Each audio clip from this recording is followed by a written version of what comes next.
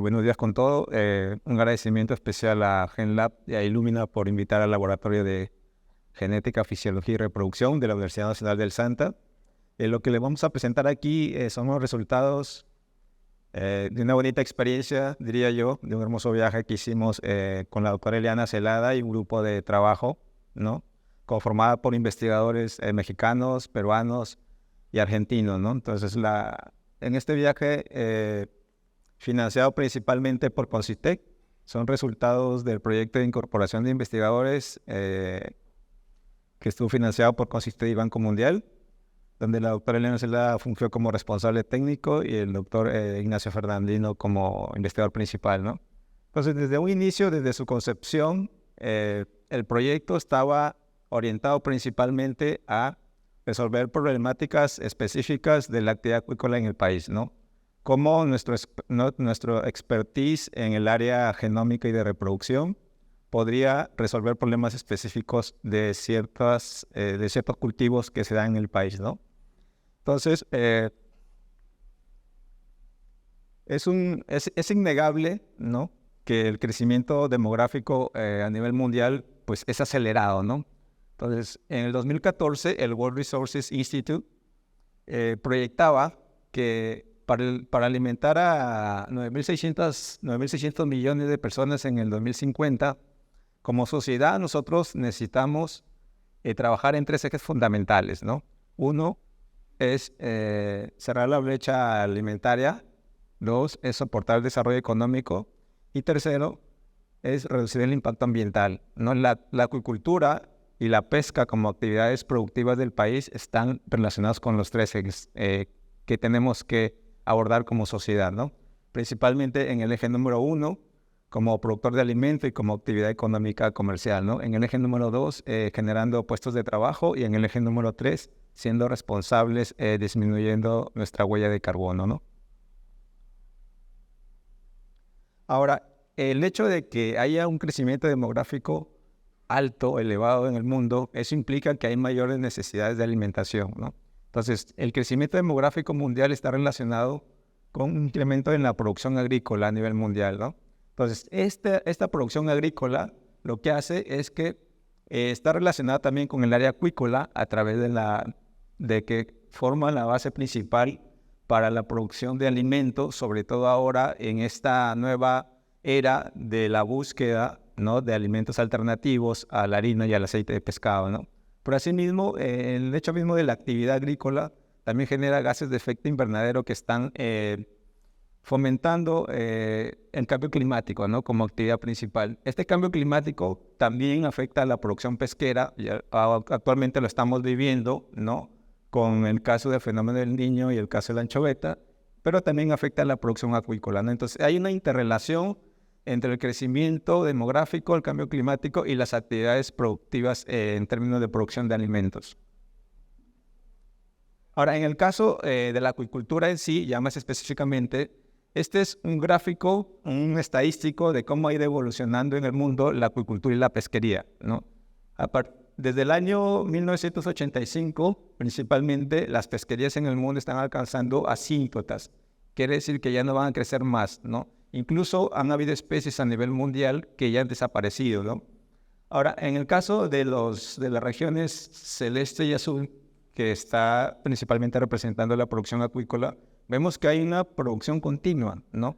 Ahora, esta producción continua y mayor demanda genera obviamente oportunidades de trabajo, oportunidades de negocio, pero también conlleva una responsabilidad, ¿no?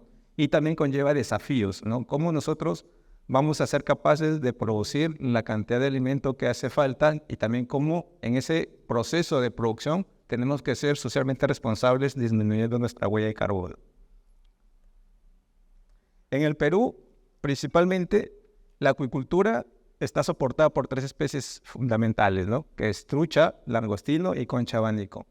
En volumen, representan más del 90% de la oferta acuícola que tiene el país, tanto a nivel nacional como mundial, ¿no?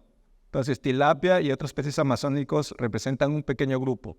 Entonces, como país nosotros tenemos que invertir en generar recursos humanos capacitados, ¿no?, para diversificar la actividad acuícola, para atender los problemas asociados con la pesca y también para cuidar nuestros ambientes, ¿no? Del efecto del cambio climático que pudieran tener, como es el efecto de la acidificación y el incremento de la temperatura. Ahora, el hecho de que tengamos un expertise como laboratorio, como grupo de trabajo en el área genómica, nos permite usar aspectos asociados con la genómica funcional, ¿no? La genómica funcional principalmente se define, ¿no?, como el estudio de las cuestiones asociadas al genoma y al epigenoma, a las cuestiones del transcriptoma, a las cuestiones del proteoma y del metaboloma.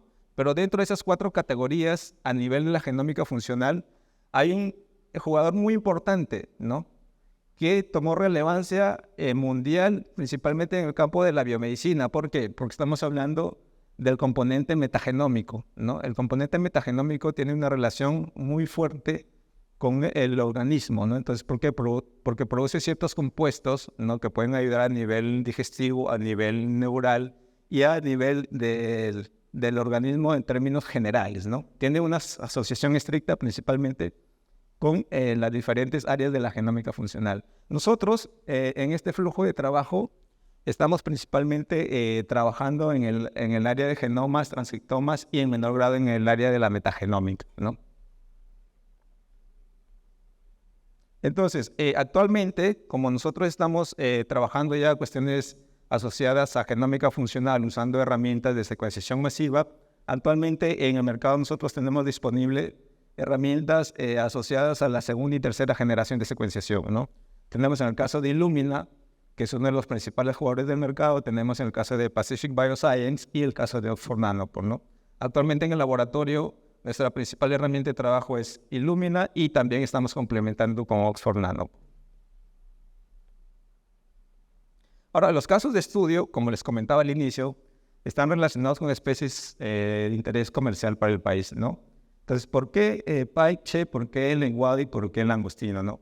El paiche, desde hace algunos años, es un requerimiento de los productores en la selva contar con un marcador sexual, ¿no? ¿Por qué? Porque este marcador sexual les va a permitir establecer lotes de reproductores de manera temprana, ¿no? Y escoger a los mejores individuos para que puedan ser la base de producción de larvas. De esta manera, vamos a tener larvas que crezcan más, larvas resistentes a enfermedades, etcétera, etcétera, ¿no?, en términos de acuicultura con fines prácticos. En el caso del lenguado, es una especie que tiene un crecimiento lento, ¿no? Entonces, como grupo de trabajo en el laboratorio, la idea era, bueno, tenemos que hacer con lenguado, ¿no? Tenemos la posibilidad de establecer cultivos monosexo, porque nos hemos dado cuenta, como vamos a ver más adelante, que la hembra crece más que el macho, bajo condiciones de cultivo y en el medio ambiente. Y la otra opción es, bueno, ¿qué está haciendo que el lenguado crezca, que el macho del lenguado crezca menos, ¿no? Entonces, a partir del análisis que se ha hecho, como vamos a ver más adelante, nos hemos dado cuenta que hay un gen asociado, ¿no?, a un menor crecimiento del lenguado y que se da por splicing alternativo. Y en el caso del langostino, como sabemos, en el caso de los crustáceos, en el cultivo de crustáceos a nivel mundial, el principal talón de Aquiles de esta actividad es la aparición de enfermedades, ya sean bacterianas y virales, ¿no?, que normalmente tiene un fuerte impacto con altas tasas de mortalidad y obviamente pues con las pérdidas económicas que ello significa, ¿no? Entonces, en el caso de paiche, el paiche es una especie pues que se distribuye a lo largo de toda la selva. Entonces, se distribuye en la parte de selva de Perú, en la parte de Brasil. Actualmente hay un lote o un stock de paiche que ha sido trasladado a Bolivia para fines agrícolas también. Entonces, las características de esta especie es que es una especie que no presenta dimorfismo sexual. Esto quiere decir que no puedo diferenciar de un macho de una hembra, ¿no?, sino hasta ciertas edades avanzadas. Es un pez que tiene buenas características para el cultivo. Normalmente alcanza en estado adulto hasta 3 metros y puede llegar a pesar hasta 200 kilos. En términos de acuicultura, normalmente al primer año puede estar llegando a alcanzar un peso de 7 a 8 kilos, lo cual es, pues en términos económicos es bueno, ¿no? Su primera madurez sexual se da entre los 3 y los 5 años. Ya previamente existía un método de sexado, ¿no? Lo desarrollaron investigadores del IAP en Pucallpa, en Iquitos, Entonces, este método consistía en la valoración del nivel de vitelogenina, ¿no? Pero este método se podía usar solamente cuando el organismo ya estaba en una etapa avanzada de madurez sexual. Antes no se podía utilizar, ¿no? Y eso implicaba también un estrés para el organismo. ¿Por qué? Porque el hecho de sacar un organismo grande, ¿no? De 3 metros, 2 metros, lo estresas, el hecho de sacar sangre, entonces llevar la muestra, hacer el análisis. En términos también de tiempos de sexado era mucho más largo el tiempo de sexado, ¿no? Entonces, también es un desolador parcial. Entonces, ¿qué hicimos con Paiche, no? ¿Cómo afrontamos esta problemática? Cuando se estaba trabajando el proyecto, ¿no?, de incorporación de investigadores, se tenía planteado el secuenciamiento del genoma del Paiche, ¿no? Pero justamente en esa etapa, nos dimos cuenta que publicaron un grupo brasileño y después un grupo alemán con finalidades diferentes. Los brasileños estaban interesados en cuestiones asociadas a acuicultura y el grupo alemán estaba interesado principalmente en aspectos asociados a biomedicina, ¿no?, estudiando la hormona de crecimiento. Entonces, bueno, dijimos, si ya están las secuencias, hay que usar esas secuencias porque son públicas. Desde un momento en que uno sube al repositorio del NCBI todas sus secuenciaciones masivas, ya son públicas para que los demás, la comunidad internacional de investigadores pueda usar esa información. Entonces lo que hicimos fue descargar las secuencias de macho y hembra de Paiche. Entonces los ensamblamos usando una herramienta de uso abierto. Nosotros trabajamos principalmente con herramientas de uso abierto gratuitas, con Discobar. Entonces establecimos un protocolo, ¿no?, de ensamblado y de comparación que básicamente significa tener los dos genomas, macho y hembra, y hacer la comparación en ambos sentidos, ¿no? Entonces, al hacer la comparación en ambos sentidos, nosotros vamos a tener un grupo de secuencias que van a estar solamente en la hembra y otro grupo de secuencias que van a estar solamente en el macho, ¿no? Entonces, a partir de esas secuencias, nosotros hicimos una comparación. Dijimos, bueno, aquí en el gráfico B, vamos a ver cómo empatan estas secuencias de la región sexo específica con el genoma del macho y la hembra, ¿no? Como vemos en la figura B, en el lado izquierdo, el no match de la región específica con el genoma del macho completo es de 99.87, ¿no? Entonces, ¿por qué? Porque ese no empata, porque ese 99.87 está representando las secuencias genómicas somáticas que comparte con la hembra, ¿no? Entonces, solamente el 0.13% de esa región específica tuvo match con el macho. En el caso de la hembra, al lado derecho, figura B, vemos igualmente que el no match es del 99.98, pero el match es muy bajísimo, ¿no? Entonces, solamente esa diferencia del 0.10%, ¿no?, de las secuencias que estaban presentes en el macho nos permitió diseñar primers específicos para sexado. Entonces, en la figura C, les muestro la región sexoespecífica del macho en rojo. En la parte superior está una ventana de la longitud del marcador sexoespecífico y en azul son las secuencias. Solamente tenemos secuencias que están anclando en los extremos de las hembras, ¿no? Pero vemos que la principal ventana que está en el centro, no tenemos secuencias azules en la parte de arriba que indican que no hay lecturas asociadas a hembras. Entonces, basada en esta información bioinformática, nosotros diseñamos dos tipos de marcadores, el MSR107 y el MSR129. Bueno, ¿ahora qué sigue, no? Entonces, ya tenemos el marcador de manera bioinformática, ahora hay que validarlo de alguna manera, ¿no?, para poder publicar y estar seguros que realmente es un marcador altamente eficiente. Para esto, se obtuvieron muestras de adultos de la zona de Pucallpa. Principalmente hablamos de alrededor de entre 30 y 55 organismos. Entonces, en la figura A es el tipo de muestreo que llevamos a cabo, ¿no? Entonces, tomamos gónada para fijación histológica y hacer análisis de histología para determinar macho y hembra. Después tomamos muestras de aleta y de mucus para principalmente extraer DNA y correr los marcadores, ¿no? Aquí en la figura B abajo les estoy mostrando la curva de disociación, en la parte superior el marcador 107 y en la parte inferior el 129, en donde el color verde nos indica el patrón de amplificación del macho y el rojo el patrón de amplificación de la hembra. En ambos gráficos tanto arriba como abajo vemos que el verde amplifica tanto el marcador sexo específico como el housekeeping gene. El housekeeping gene tiene que estar sí o sí, porque es un gen necesario para las funciones celulares del organismo. Y en el caso de la hembra, solamente está amplificando el housekeeping gene, que es como que eso es lo que tenía que esperarse, ¿no? En la figura C se muestra básicamente los productos que se obtuvieron de qPCR, pero vistos en un gel de agarosa.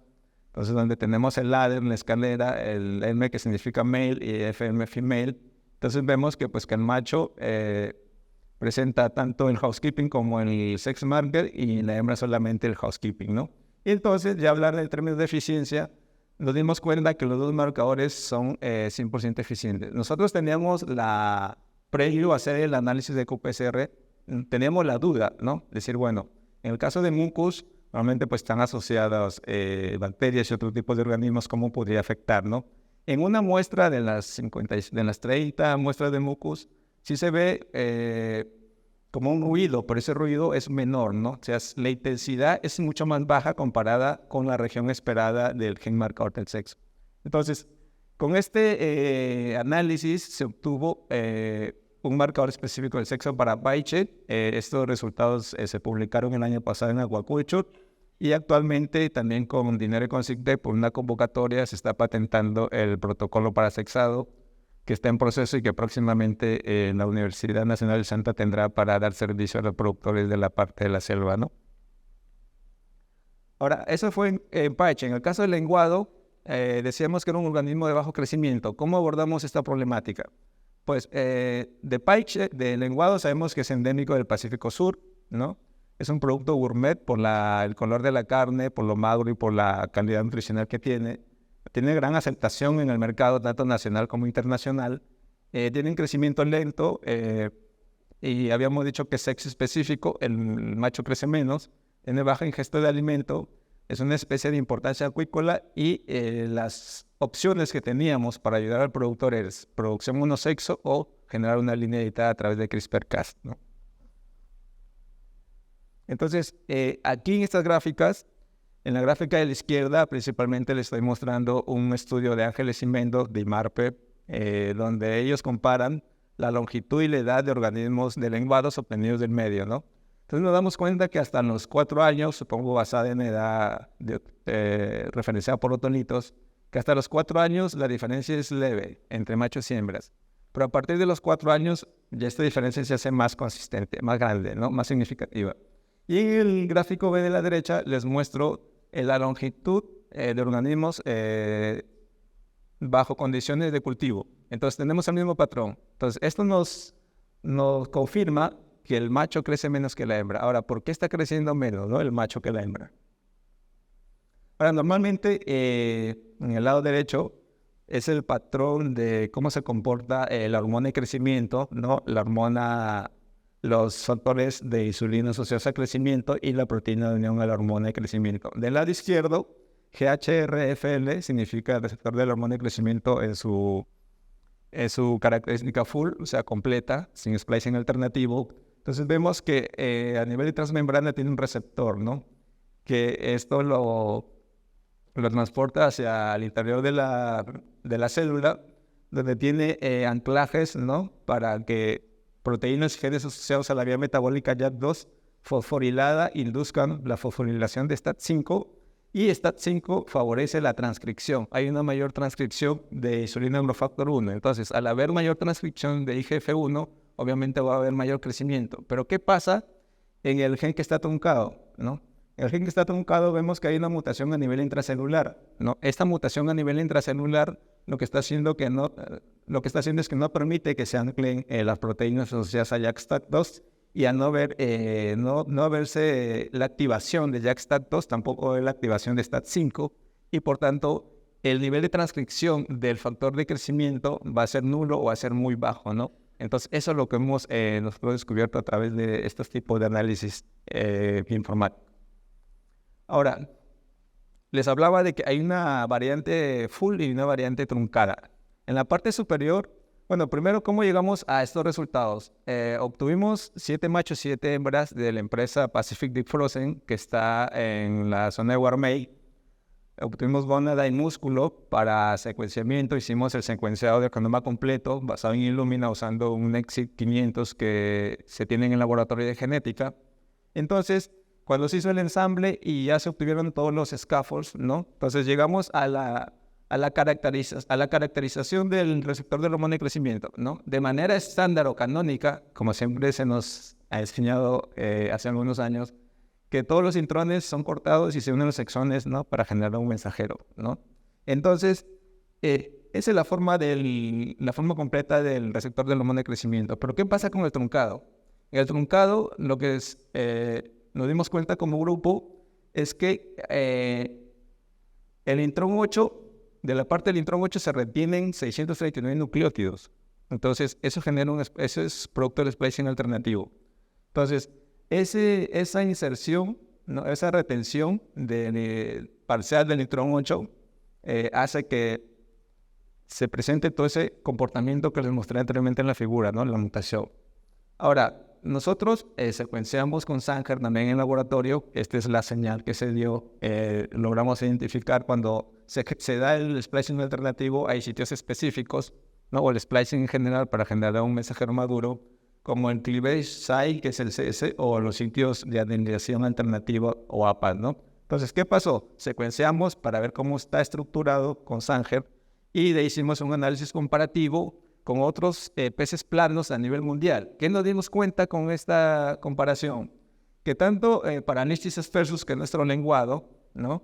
Y tanto su especie hermana como Libaceus, que es el jirame japonés, y otros peces planos, nos dimos cuenta que compartían el mismo sitio alternativo de poliadenilación y el cleavage site. Pero aquí lo que nos llamó la atención fue en Scophtalus maximus, que es otro pez plano que crece muchísimo, pero que no tenía esa región asociada al sitio alternativo de poliadenilación.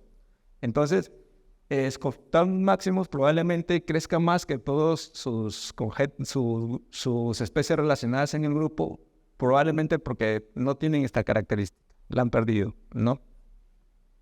Ahora, bueno, este trabajo también acaba de salir hace 2 meses, también se publicó en Aquaculture, y la siguiente fase de este subproyecto asociado al lenguado es que, les decía, ¿no? Teníamos 2 opciones, monosexo o editado, ¿no? Entonces, dentro del grupo de trabajo, el doctor Fernandino tiene expertise en CRISPR-Cas. Con base en esta información y el secuenciamiento del genoma que se hizo del lenguado, ya tenemos caracterizado el gen de la hormona de crecimiento, y el próximo paso es editar ese gen con CRISPR para ver cómo nos va en términos de crecimiento, ¿no? El protocolo en el laboratorio ya se puso a punto, ¿no? Y básicamente se hizo una primera prueba usando miostatina, ¿no? Entonces, la cual fue exitosa, ya el protocolo está estandarizado en el laboratorio. Entonces, la siguiente fase es hacer la edición genética con CRISPR-Cas, ¿no? Para generar estas líneas editadas de mayor crecimiento. Ahora, en el caso del langostino, como les comentaba, el principal talón de Aquiles son las enfermedades virales o bacterianas. Entonces, aquí en el lado izquierdo son algunas enfermedades tradicionales y otras enfermedades de reciente aparición. Tenemos las enfermedades de la larva, HPND, tenemos mancha blanca, que es el más conocido por el impacto que tuvo. Tenemos el síndrome de las heces blancas, que pues pegó duro en Brasil. También la del músculo blanco, que es una parte que se necrosa, al parecer se queda blanco a nivel de abdomen. Y tenemos el síndrome de la sangre azul, ¿no? Y también el crecimiento retardado. Y vemos acá en la gráfica de la derecha, principalmente, cómo es la variación porcentual en términos de producción de año a año. Entonces, donde están las barras grises, vemos que cuando aparece una enfermedad, hay una bajada significativa en los porcentajes de producción, ¿no? A nivel mundial. Entonces, esto afecta obviamente pues la rentabilidad del cultivo, ¿no? Entonces, aquí en langostino nosotros decidimos trabajar con HPND, que es una enfermedad bacteriana que todavía tiene un impacto en el cultivo del langostino, tanto en Tumbes como en Piura.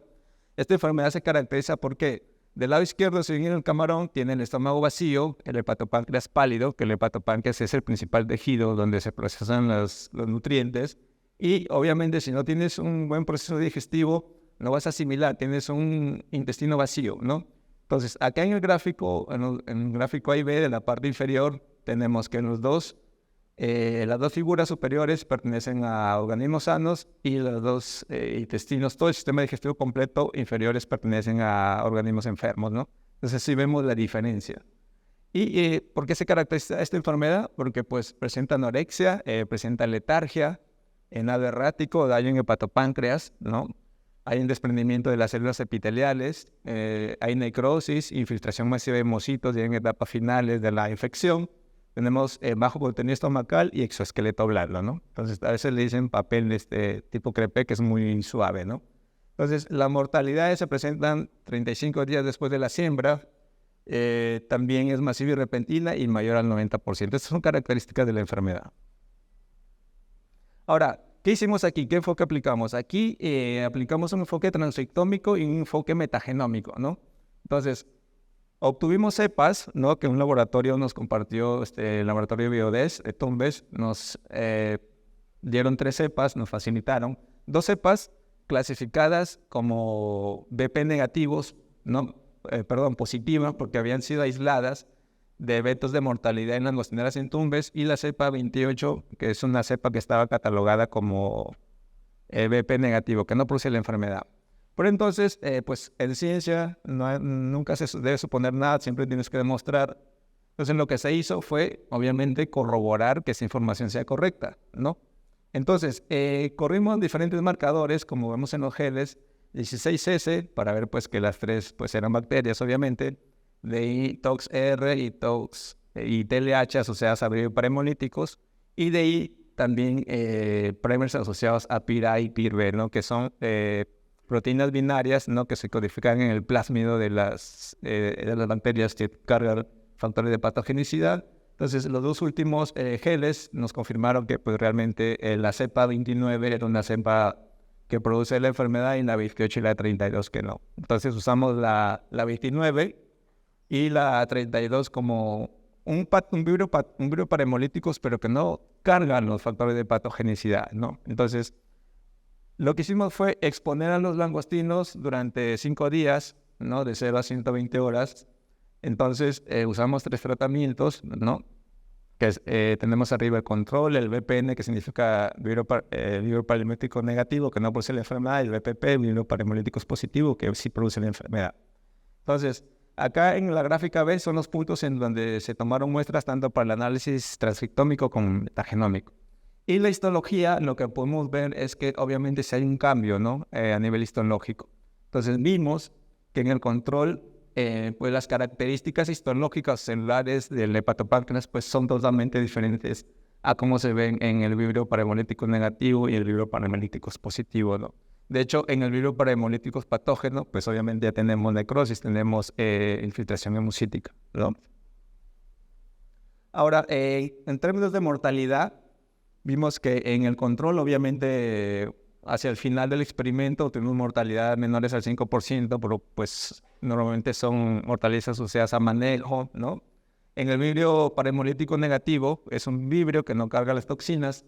Hay mortalidad, pero la magnitud es menor comparada con la positiva, que es la línea azul, ¿no?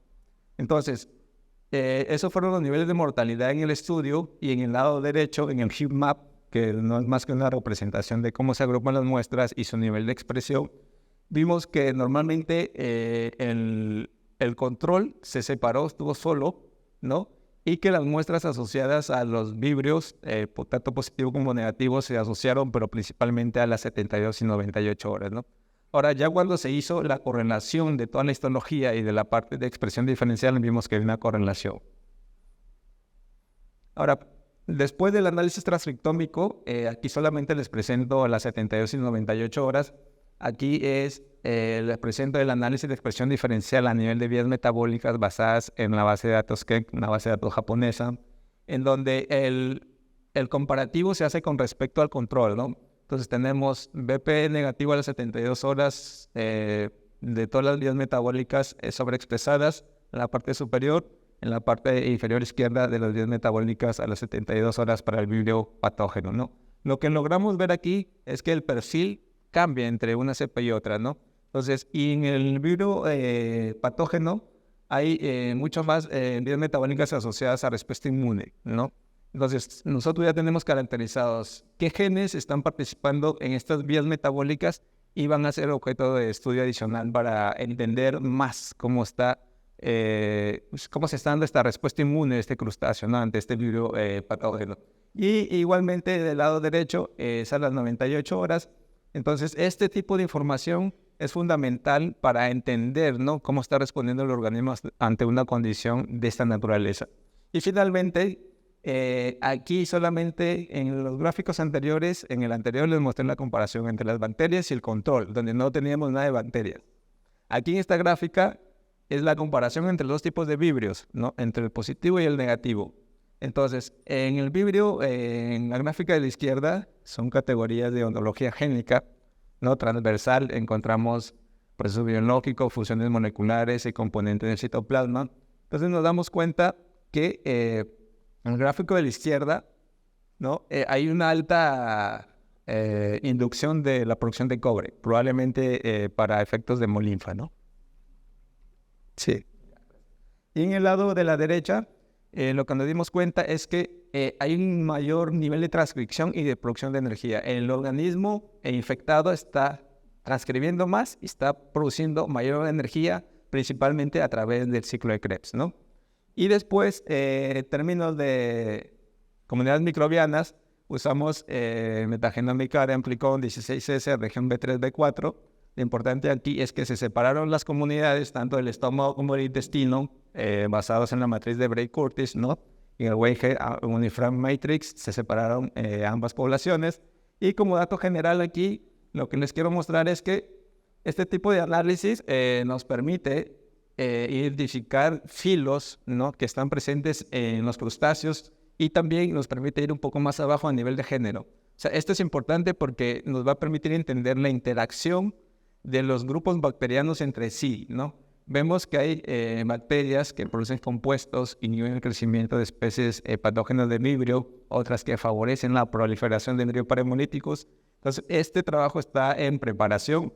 El anterior de la transcriptómica ya fue sometido y principalmente lo que nos falta aquí es ya tenemos identificados cómo se está modulando. Las bacterias están ahí.